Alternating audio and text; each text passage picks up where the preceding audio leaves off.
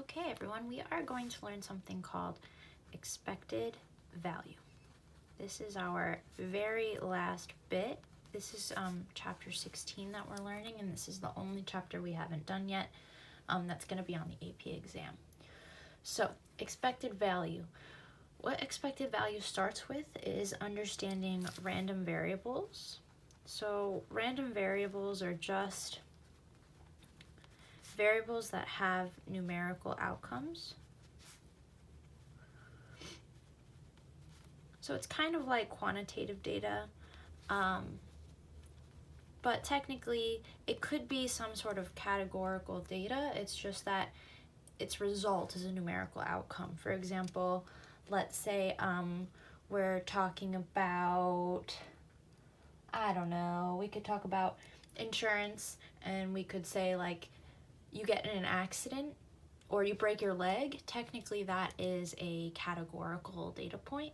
However, breaking your leg does have a numerical outcome that can come with it, and that's the cost of breaking your leg. So in that case, we're looking at variables that have numerical outcomes. Okay, and it really involves a lot of probability, which is why this comes right after probability. So what we're going to first focus on is variables with discrete outcomes. What do I mean by discrete random variables? These are outcomes that are not continuous, meaning they have like an end point. They have a defined amount of outcomes.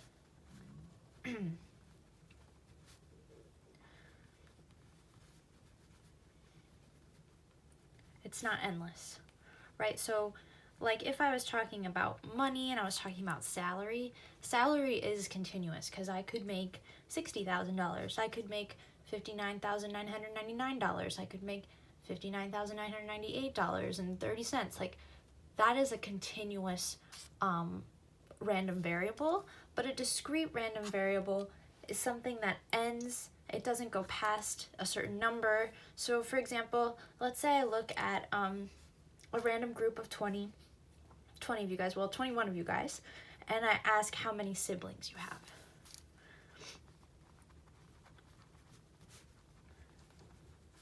That would be an example of a discrete random variable because you can't have an endless amount of siblings, and you can't have a decimal number of siblings, right? You can't have 1.2 siblings. That doesn't make sense. So it's not continuous. You can't have 100 siblings and you can't have 1.2 siblings. It's a discrete amount. So like in your class, I looked back at our class data, and 22 of you responded. And in your class, you had anywhere from 0 siblings up to 10 siblings. Now this person with 10 siblings was an outlier, so I'm going to take that person out and exclude this outlier. And so the max for you guys was actually six siblings. So this is a discrete random variable, and then what we do is we look at the distribution for this discrete random variable. So I'm going to look at the distribution for variable x, and we're letting x be the number of siblings. Okay, and so 22 of you responded to the survey, and then excluding this 10 sibling person, there's actually 21 of you.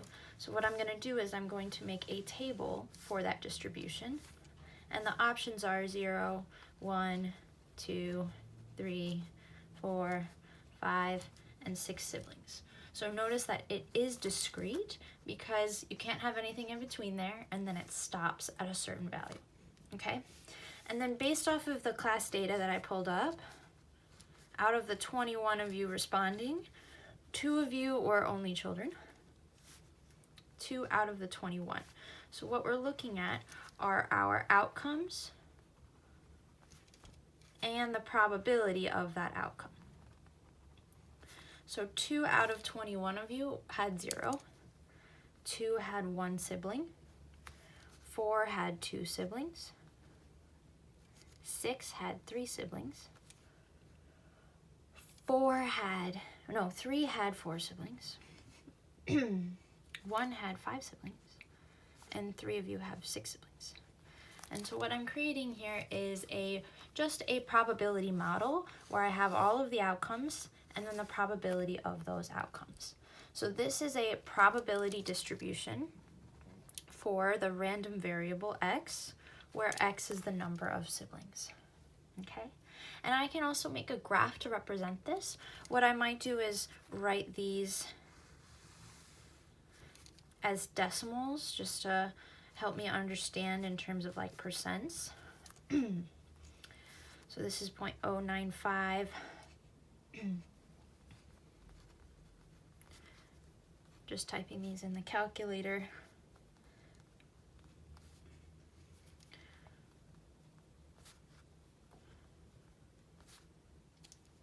And notice that all of these, when I add all of these numbers up together, they equal 100% because it's 100% of the respondees.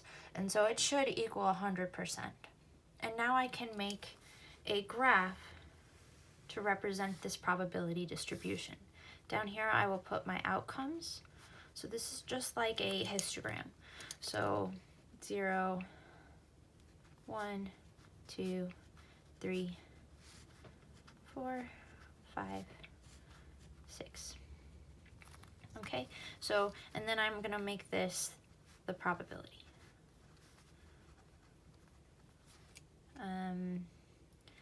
Maybe I'll go by, let's see, 1, 5, 10, 15, 20. I'll go by 5s. So 0.05, 0.10, 0.15, 0.20, 0.25, and 0.30. So for 0, you're almost at 10. For 1, you're almost at 10. For 2, you're almost at 20. For 3, you're almost at 30. For 4, you're at almost 15. This is like 5. And this is back to almost 15. And so this would be that probability distribution laid out in a diagram here. Okay, and we can see that it's approximately symmetric and it's definitely unimodal, centered at 3 siblings. Okay, and so now what we're learning, in this new thing that we're learning, is the expected value. And the expected value is basically a prediction, right? So like if I wanted to be like, okay, I'm gonna pick a random person from my, either this current or my future students, and if I wanna pick a random person, I wanna know how many siblings should I expect them to have? What's that expected value? And really what an expected value is it's just an average or a mean of the random variable. So it's just an average or a mean. Now in this instance, we can actually calculate the average because we actually have the data set. We have these 21 people and we know exactly what's in our sample here. But typically, the expected value is based off of just theoretical probability, not what's actually given. So what's cool is that you can do a predicted or hypothetical average.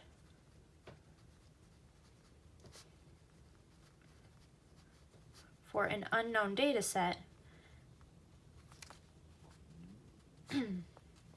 based off of the probability of that outcome.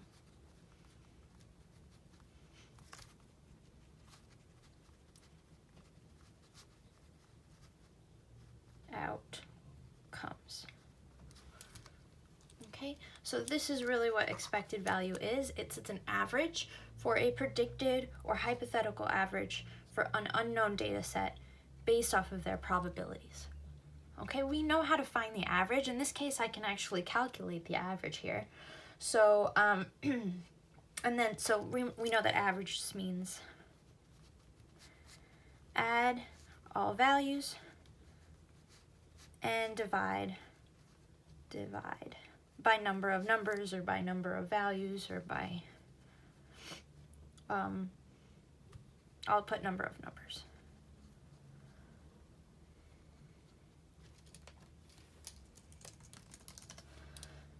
So in this case, let's do that. So I have two people who had 0 siblings. So 0 siblings. I had 2 people who had 0 siblings, plus 2 people who had 1 sibling, plus 4 people who had 2 siblings. So that's like plus 2, plus 2, plus 2, plus 4 times. So 2 4 times. Plus 6 people who had 3 siblings. So that's 3 plus 3 plus 3 plus 3 plus 3, 6 times. Plus the 3 people who had 4 siblings. Plus the 1 person who had 5 siblings. Plus the 3 people who had 6 siblings. Right, so that's like just me saying 0 plus 0, plus 1 plus 1, plus 2 plus 2 plus 2 plus 2, plus 3 plus 3 plus 3, or 3 plus 3 plus 3, 6 times. So instead of writing all those values out, I can just use the multiplication to show that. And so then I know that there are 21 total. So really what I'm doing is I'm dividing each one by 21. Okay, and when I do that, I get 3. So on average, I can expect 3 siblings for a random student, right? I should expect them to have about 3 siblings. But let's say that I use this distribution to understand all of my future students, not just this one sample. Can I use the probabilities to do that? Well, really all I'm doing is I'm saying 0 times 2 divided by 21. 0 times 2 divided by 21. Oh my gosh, that's there. 1 times 2 divided by 21. Oh my gosh, it's right there. It is the probability. So really what I'm looking at is I can use these numbers down here to create this hypothetical data set. So let's say that I use this distribution to understand future students, and let's say I have the outcomes and their probabilities. So I'm just going to rewrite that table right here. 0, 1, 2, 3, 4, 5, 6, and the probabilities as decimals.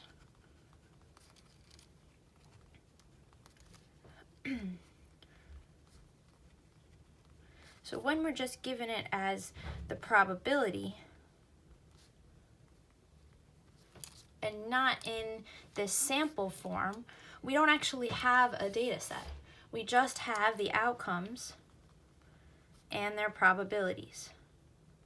I'll just put probability of X. Okay, and so what we need to imagine is, okay, I have this hypothetical data set, and we can call it 100 people, because we know that this is 9.5%, which is really like 9.5 out of 100. So I would expect, it doesn't really make sense, but let's assume that it does, 9.5 out of 100 people will have 0 siblings. 9.5 out of 100 people will have 1 sibling. 19 out of 100 people will have 2 siblings. So really what I'm going to be doing is I'm going to be doing exactly what I did here. 0 times 9.5 plus 1 times 9.5 plus 2 times 19. To find this average, I'm just going to be assuming that I have 19 people who have 2 siblings out of these imaginary 100 people. And so what I'm really doing is finding this hypothetical average. But since in the end I'm going to be dividing by 100 anyway, I may as well just use these numbers, which are already divided by 100. Okay, so I could go 0 times 9.5, 1 times 9.5, 2 times 19, and then in the end divide by 100. But it's actually faster to really just see 0 times 9.5 divided by 100 is 0 times this probability, plus 1 times this probability. So I don't need to do the division aspect. It's already done here. So the expected value is 0 times the probability, plus 1 times the probability, etc.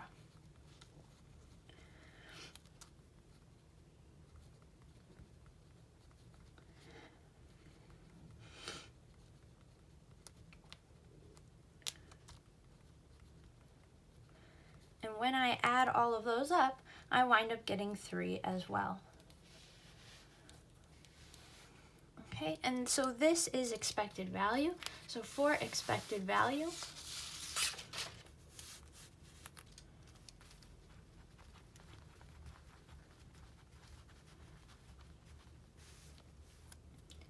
you multiply the outcome by its probability and add. It's the sum of all of the probabilities multiplied by their outcomes. And you might see it written like this in your future. It's the sum of every x, however many x's there are, starting from the first one all the way up to n, whatever, times its probability. Okay, so that's like saying the probability, it's like saying the outcome of the first one times its probability plus the outcome of the second one times its probability plus the outcome of the third one times its probability, etc. And so you might see it written like that. And this is expected value.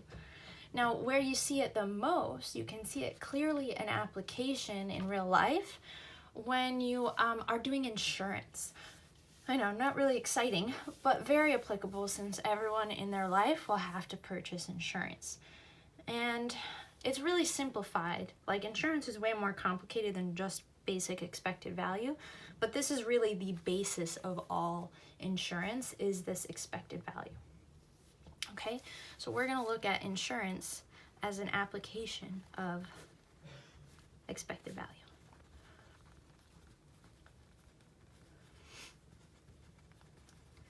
Okay, so let's see. Some of you probably have car insurance, so let's talk about car insurance.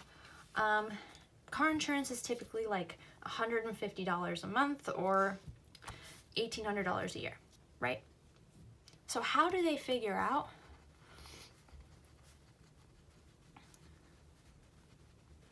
how much to charge you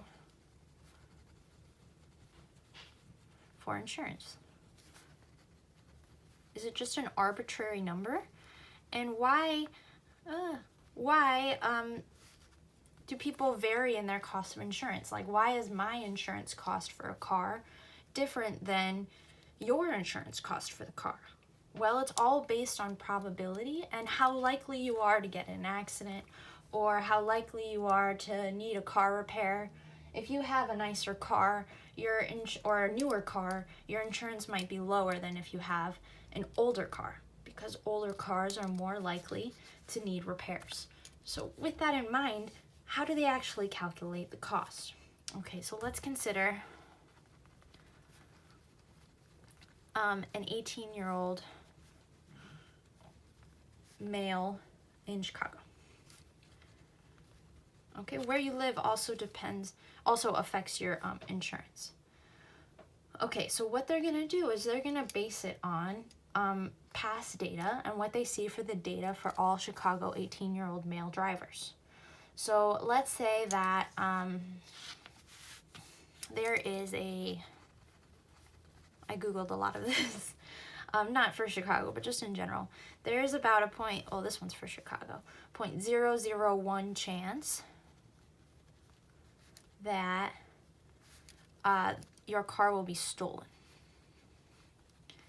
Technically it's higher, but I'm assuming if you're an 18-year-old male, you don't have the nicest car. So I lowered that probability a little bit.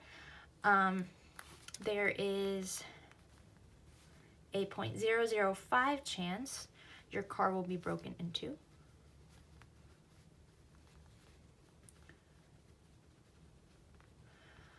There's about a 6% chance, or 0.06 chance,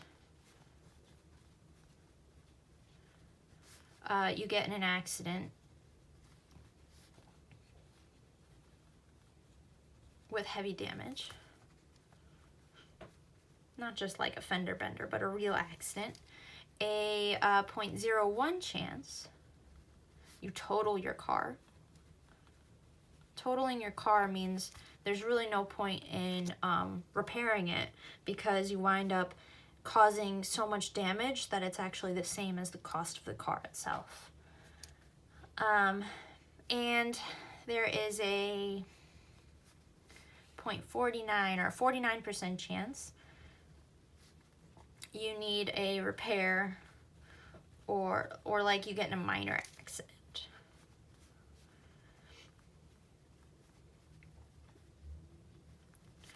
Okay, so all of these, this is technically a categorical variable, but we are going to let the random variable x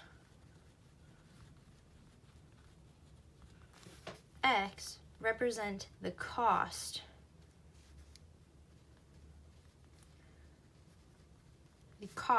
to the insurance company.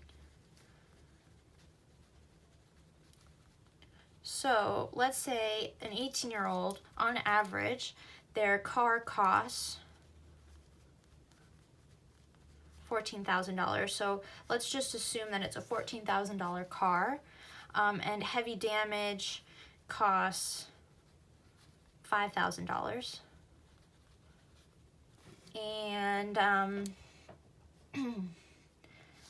let's say, you know, like minor repairs it's typically like, I just got my stuff, my car repaired, it costs $800, but let's say it's like $500. And if your car gets broken into, been there, done that, replacing the window costs about $200. Okay, so this is our problem. We need to figure out, okay, how much is it going to cost the company on average to insure this 18-year-old? So how much will it cost on average to insure an 18-year-old? All right, so basically I'm asking, what's the expected cost of an 18-year-old who's insured for this car? So what we're gonna do is we're gonna set up this table. And so my outcome needs to be numerical, so I'm gonna think about it first in words and then the numerical outcome. So the first thing to think about is if it's stolen, or if it's totaled, it should cost the same amount, because stolen car is the entire car amount, and so is totaled. And so the car costs $14,000. So this is where it costs us $14,000. So this is our random variable x, representing the cost of the car. And then this will be the probability of that cost. So stolen or totaled. So let's go back and find stolen is 0.001, or totaled, 0.01 chance you total your car. So when I hear or and I see probability, I think add. Or means add.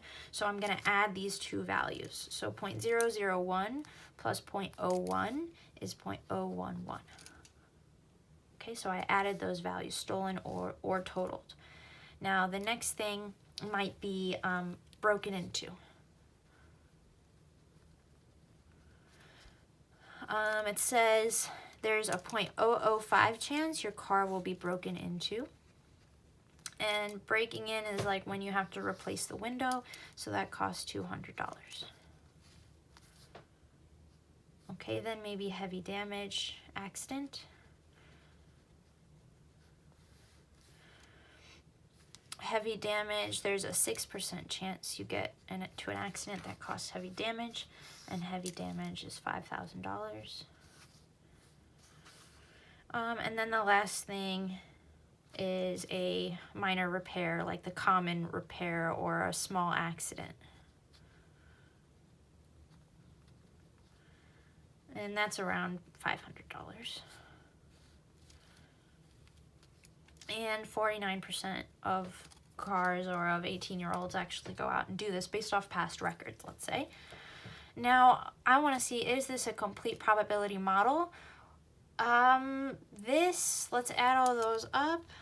For it to be a complete probability model, our probability should add up to 100%. When I add all those up, I do not think they do. That's 0.55, 0.561. This is 0.566. Not 100%. So what's going on? I know what's going on.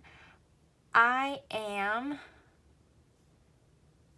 I am missing an outcome. I'm missing an outcome. So what could I be missing? Any of these things could happen, or maybe nothing happens. So we need to make sure it adds up to 100 or 1 or 1, 100% or 1.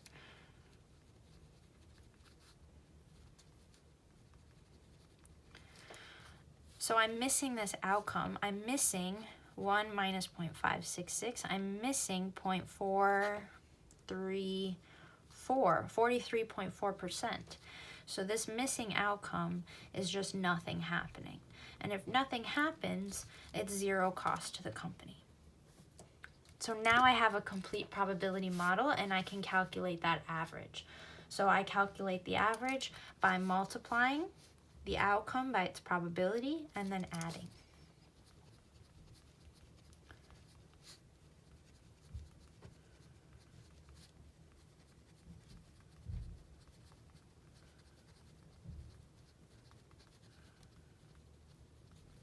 And when I do this, I get $700. So on average, it costs the company, an 18-year-old will cost the company $700. So basically what I'm saying is, if I insure an 18-year-old, I should expect to have to give him $700 in the end. So if I'm gonna charge that 18-year-old, let's say how much, as the insurance company, should I charge this 18-year-old if I want to make $100 per year on him? Well, he's gonna cost me $700, so I'm gonna give him $700, and I wanna make $100 out of it. So basically, I need to get that $700 back plus $100. So I should charge him $800 in order to make my money, in order to make $100. So let's say one of you is actually charged $150 a month for your insurance. Well, $150 a month, that's $1,800 per year. And really what you are costing the insurance company is $700 per year. So how much are they making off of you?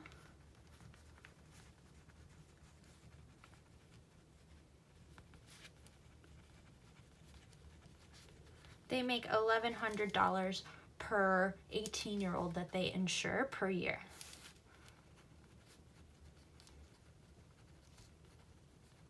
So basically, if they have, like, they need 60 18-year-olds on their coverage in order to pay one of their employees. So that's basically how that would work. So that's insurance, and that's expected value. Okay, you can also calculate standard deviation from this, which you'll see in your Khan Academy practices. Technically, it's not going to be on the AP exam, so it's not something you necessarily need to focus on. Let's deal with standard deviation in a little bit.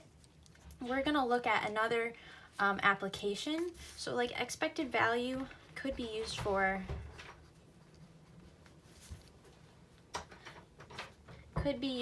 investments or carnival games or the lottery. It can be used in so many applications.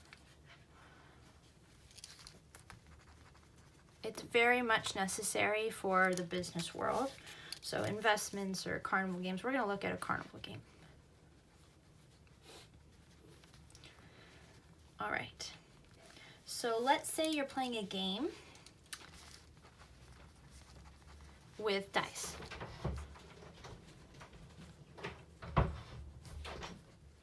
You have 2 dice. And the guy is like, okay, you win if you roll a 6. But you only get 2 chances.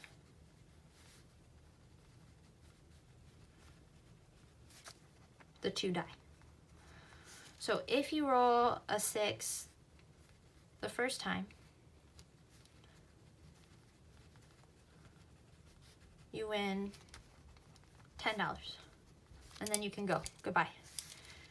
If you don't roll a 6 the first time, you get another chance on the second die.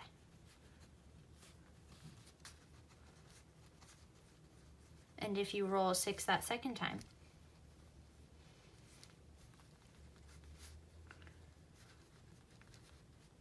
you get, sorry, that's an R. You get $5. If you never roll a 6, you get nothing. So let's come up with our outcomes. I'm going to do it vertically this time. So let's say you roll a 6 the first time. You get $10. Okay, roll a 6 the second time.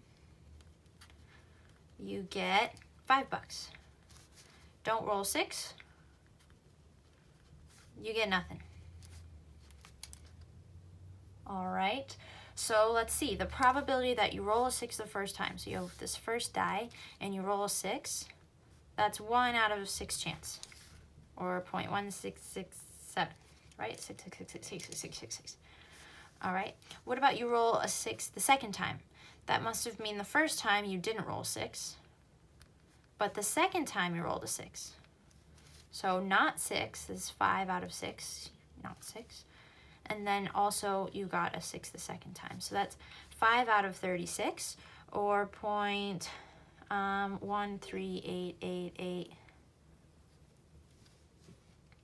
And then you never roll a 6. So you don't get a 6 the first time, and then you don't get a 6 the second time. That's 25 out of 36, or 0.6944. All right, and when I add all of these up, I do get 100%, or 1, so I am good to go, and I can find my expected value. So I'm going to multiply my x times my probability, multiply across, and then add. So 10, and then 5, and then 0, and then add these up. And I get $2.36 is what I will be making. Okay, let's say the guy charges $3 to play. Do I want to play this game? Probably not, because on average, I make $2.36, but I spend $3. So on average, I'm losing 64 cents. So I don't really want to play unless I'm going to win money. So I would want to play this game, and clearly the guy who runs this carnival game knows what he's doing, and he made sure that he charged enough that on average he was winning 64 cents, and the people that were playing were losing 64 cents. And this is expected value for discrete random variables. Okay, the standard deviation is really just how we remember standard deviation. Ugh. I'm so hungry I can't write. Standard deviation. Guys, I'm really hungry. Okay, standard deviation. Remember, standard deviation is on average, standard, how much each value deviates from the average. On average, how far each value is from average. Well, we found the average. This expected value, remember, is the average. So we just need to figure out how far each value, each outcome is away from the average, and then find the average of that, just like we did here by multiplying by the probability and adding down. So that's what we're going to do for standard deviation. So for standard deviation, on average, how far each value is from average. So I'm going to figure out how far each value is from that average. So 10 minus that average, and 5 minus that average, and 0 minus that average. How far away from average we are. So this is, and this is, and this is, it's weird to have a negative. So if we remember back when we did standard deviation originally, in order to get rid of negatives, we squared everything. And then to find the average, like I did up here, to find this average, I multiplied by the probabilities and added down. So I'm going to multiply by the probabilities.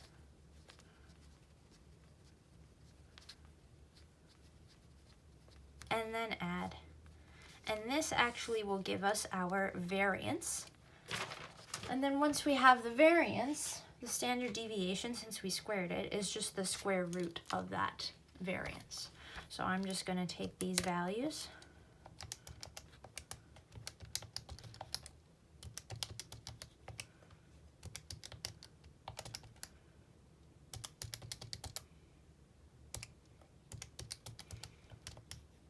add them up.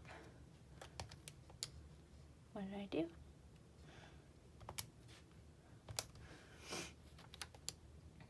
Add them up. So the variance is 14.566, and then I need to square root that to find my standard deviation.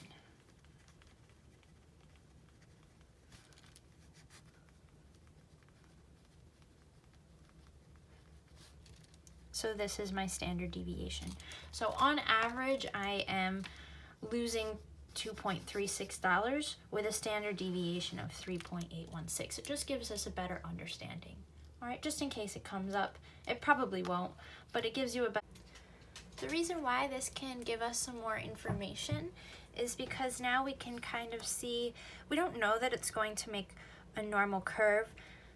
However, we can kind of see that, okay, if our average is 2.36 and our standard deviation is 3.816,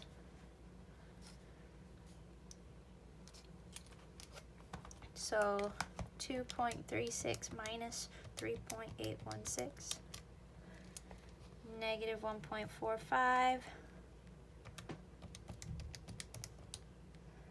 negative 5.27, and we can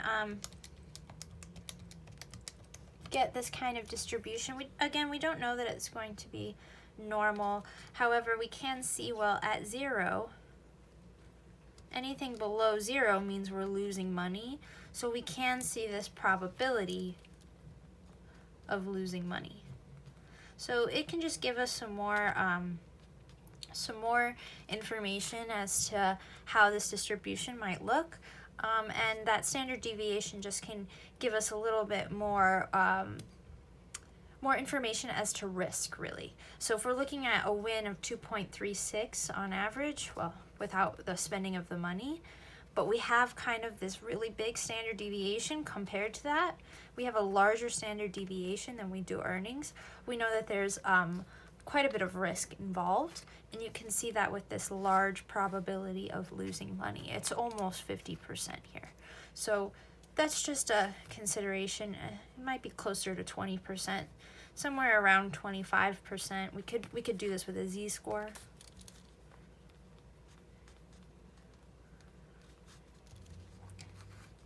And we could find that z-score and then normal CDF to figure out how much is below that 0. So that this standard deviation really gives us a measure of risk. Okay, that's expected value and standard deviation for discrete random variables. There's practice on Khan Academy of that, and soon there will be a worksheet for you to practice when we learn the last bit of this chapter. Okay, bye.